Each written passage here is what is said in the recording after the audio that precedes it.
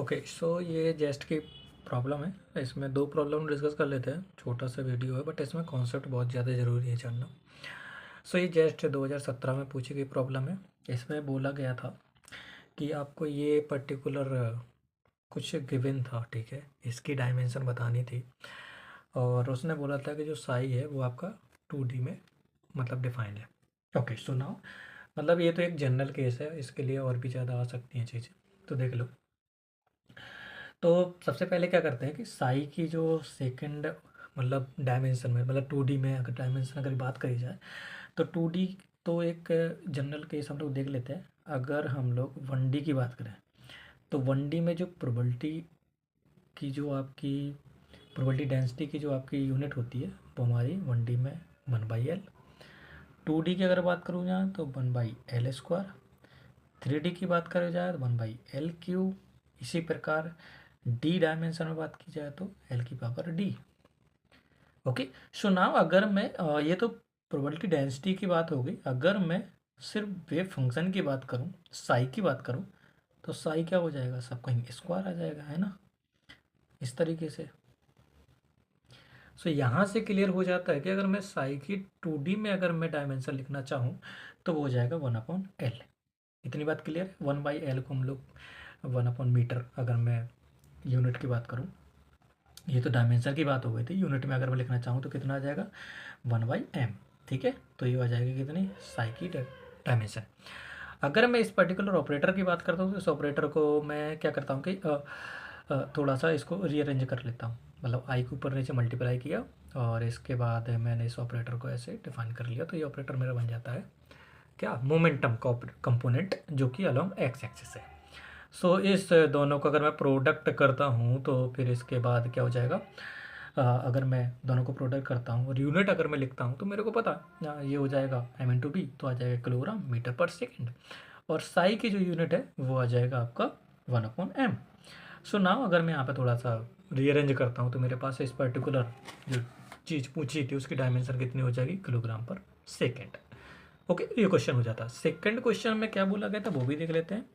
According to second question, one dimension में किसी electron की वेव फंक्शन गिवन था, इस तरीके से डिफाइन था, और उसने बोला था कि आपको पोजीशन मतलब एक्सपेक्टेशन ऑफ एक्स की वैल्यू फाइंड आउट कीजिएगा और मोस्ट प्रोबेबल वैल्यू भी निकालो और दोनों का रेशियो निकालो, और वे फंक्शन आपको गिवन है। तो यहाँ पर दो कॉन्सेप्ट हमारे थोड़ा सा सीखने वाले हो जाते हैं कि जब भी वे फंक्शन गिवन हो, पहली बात उसको नॉर्मलाइज करो।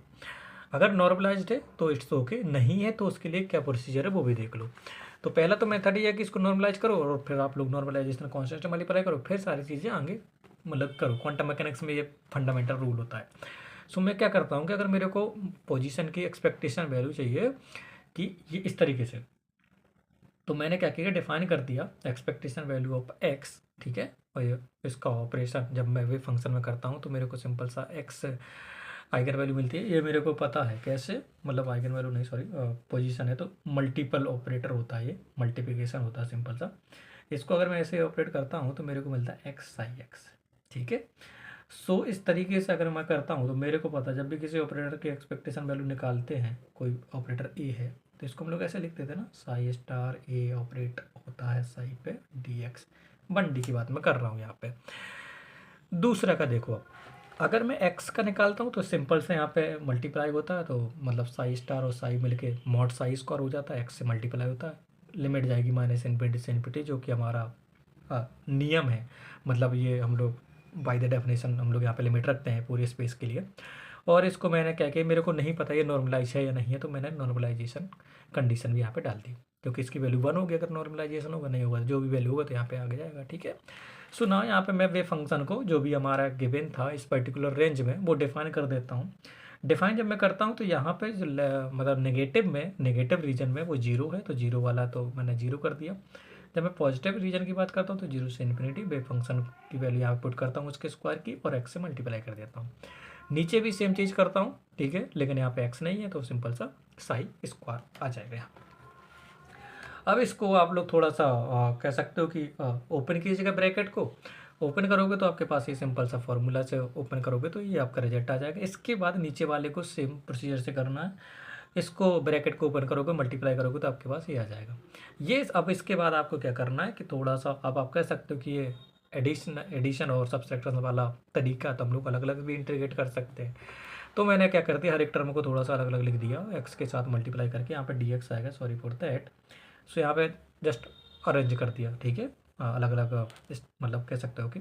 अब इसके बाद आपको क्या करना है, ये थोड़ा गामा इंटीग्रल वाला फॉर्मूला यूज कर लेना। गामा इंटीग्रल वाला फॉर्मूला अगर मैं यहाँ पे थोड़ा सा रिमाइंड कराना चाहूँ तो वो होता है 0 से, अगर लिमिट 0 से इन्फिनिटी है, ई की पावर, या फिर कह दो एक्स की पावर एन और ई की पावर माइनस अल्फ़ा एक्स की power M into D X, कुछ इस तरीके का इंटीग्रल है। तो इसको हम लोग इन जनरल बता रहा हूँ, ध्यान रखिएगा, 1/m gamma n plus 1 divided by m और डिवाइडेड बाई अल्फ़ा की पावर n प्लस 1/m। इसमें वैल्यू m और n की वैल्यू पुट कीजिएगा, इसमें कंपेयर कीजिएगा तो m की वैल्यू पता चल जाएगी, n की वैल्यू पता चल जाएगी और इस इंटीग्रल की वैल्यू आप लोग निकाल सकते हो। सो यहाँ पर जब n की वैल्यू 1 होती है और m की वैल्यू भी 1 होती है तो सिंपल सा इसका 1/α² आ जाता है आंसर। तो यहाँ पर मैंने सबकी वैल्यू पुट कर दी, ठीक है। सिमिलरली फॉर यहाँ पर n की वैल्यू 0 है तो आपके पास ये आ जाएगा। और जब इसको आप सॉल्व करते हो, गामा की वैल्यू पुट करते हो एट ऑल थिंग्स, तो आपके यहाँ पे आ जाएगा इसकी एक्सपेक्टेशन वैल्यू एक्स की 13/12। इसके बाद हमको निकालनी थी most probable value of the position. इसके लिए कॉन्सेप्ट भी आपको ने पढ़ा होगा कि वो वाली एक्स की वैल्यू जहाँ पर प्रोबेबिलिटी डेंसिटी क्या है, मैक्सिमम है। Okay sorry.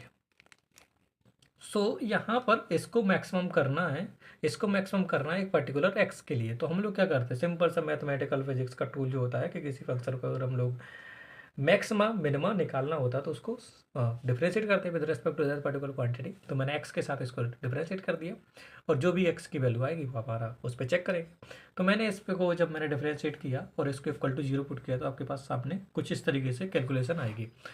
तो इसको सिंगल मतलब पहली मतलब क्या फर्स्ट ऑर्डर डिफ्रेंशिएशन करना, तो पहले फंक्शन को रीअरेंज कर लो आप। जब फंक्शन को रीअरेंज कर लोगे तो आपके पास कुछ इस तरीके से रीअरेंज होकर आ जाएगा जब आप लोग डिफ्रेंशिएट करोगे।